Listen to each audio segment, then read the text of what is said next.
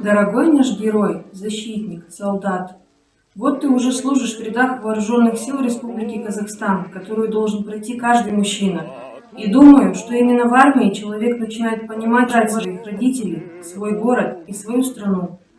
Я уверена, что служба в армии заслуживает уважения, ведь это долг перед Отечеством, перед самим собой.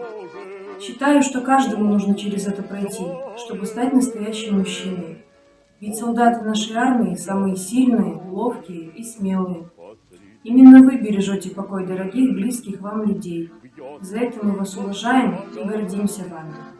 Мы все должны ценить и беречь мир, помня, как сражались за него наши солдаты в Великой Отечественной войне, какой дорогой ценой достался нам мир в то время. Я хочу, чтобы все почитали и уважали нашу победу, а подвиг наших солдат жил в памяти людей будущих поколений, которые бы помнили, что за мирную жизнь мы должны быть благодарны тем, кто воевал тогда, и тем, кто охраняет сейчас нашу Родину. Да, служить всегда сложно и физически, и морально. Как говорил наш дедушка, настоящим мужчиной становится только тот, кто побывал в армии.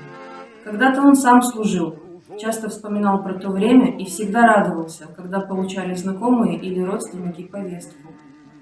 Пусть в нашей стране будет больше настоящих мужчин, готовых защитить свою семью и родину.